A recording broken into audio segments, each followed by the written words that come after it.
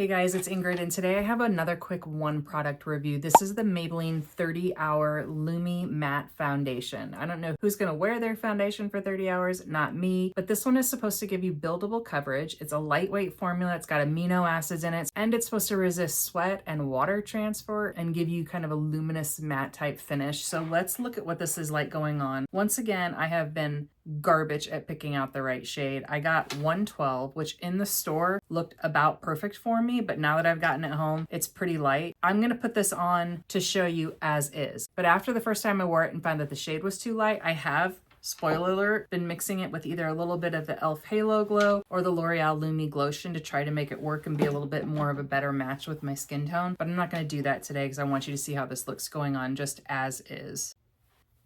I do have primer on. It's the NYX Freezy Primer. I would even suggest if you buy, a foundation shade that's too light for you, going with one of those rather than mixing it, going with something like a L'Oreal Lumi Glotion to kind of darken it a little bit and bring a little life back to your skin.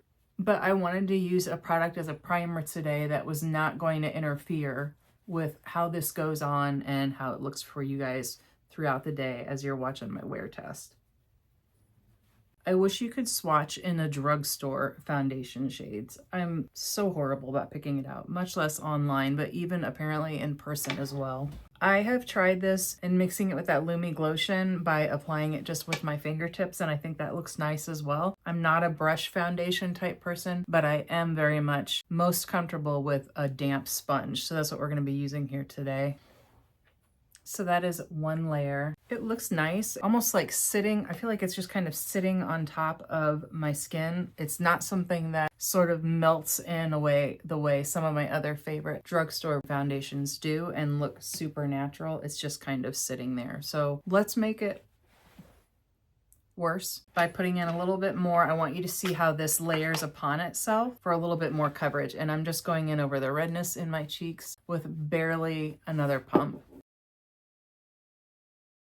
It does layer nicely upon itself and gives a little bit more coverage. I'm not one for a super full coverage foundation anyway, so I'm gonna stop at just touching up those little areas of redness on my cheek rather than keep going around and spreading more product over the rest of my face. So that's how it's kind of looking. Would I say it's a Lumi matte finish? No, it feels just matte. I don't think it's bad, and I don't mean to be giving a bad impression on it, but I just want you to get kind of what my experience is. And if it helps you for comparison purposes to know, my skin is kind of a normal to dry combination sort of situation. Depends on what the weather is like that day and what time of year we're floating around in. What is in my eyelash? Okay, so I'm just gonna really quick put on the rest of my face and then come back and show you a picture in natural daylight as well. Okay, so the rest of the face is on. I'm not even going to set it with powder because I don't want to bring any more dryness to the situation. I'm just going to use a little bit of MAC Fix Plus. See how that goes on over it. What do you guys think? Do you think it's too light for me, or that actually it's kind of a good match? I feel like the camera, it just gives such a different impression of the shade, but the shade match really isn't maybe as bad as I was thinking it was. Maybe looking in a different room, different light, where I'm getting ready this time. I think we can work with this. I'm gonna go ahead and go throughout my day. I'll take a little bit of footage in front of a window so you can see it in natural daylight, and then I'll show you how it looks at the end of the day. Okay guys, so I'm over in front of my window, and I think maybe here you might be able to see a little bit better of my concern with the shade. Maybe not, but it doesn't look too bad. I am definitely glad that I did not use any kind of setting powder because I think that really would have pushed it over the edge for me as far as the level of matte that I'm willing to go to. But this is what we're working with, and I will check in here at the end of the day to update you on how it wore. Okay guys, it is the end of the day, and I have to tell you that I think with really paying attention to the foundation and the performance this time, rather than the first couple of times I've tried it where I was just wearing it and, I don't know, not really focused on how the makeup looked.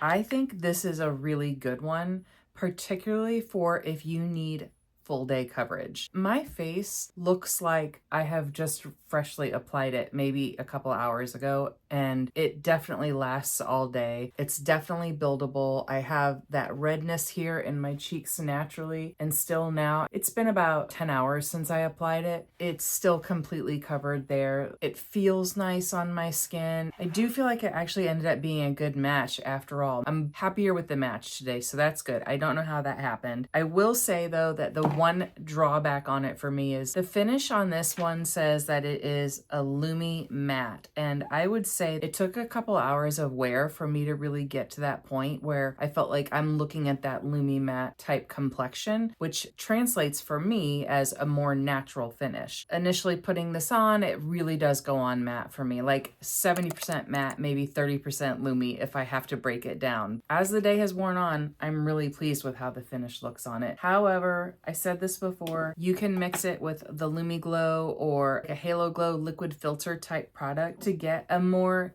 not only sheer coverage level, but to get a more natural look from the beginning, and I think you'll be very happy with it. Make sure that you get the color match right, look at it in different light if you can, swatch it if you can, and don't give up on it after your first 1 or 2 times of using it if you're not happy with it. Like, really pay attention to how it looks on your skin after a full day, because I'm good with it now. Not my favorite drugstore foundation, but definitely something that is gonna be in the running, and I may even consider getting a darker tone of this for summer just because of its lastability, if that's a word, and also the claims that it is water resistant, sweat resistant, that sort. So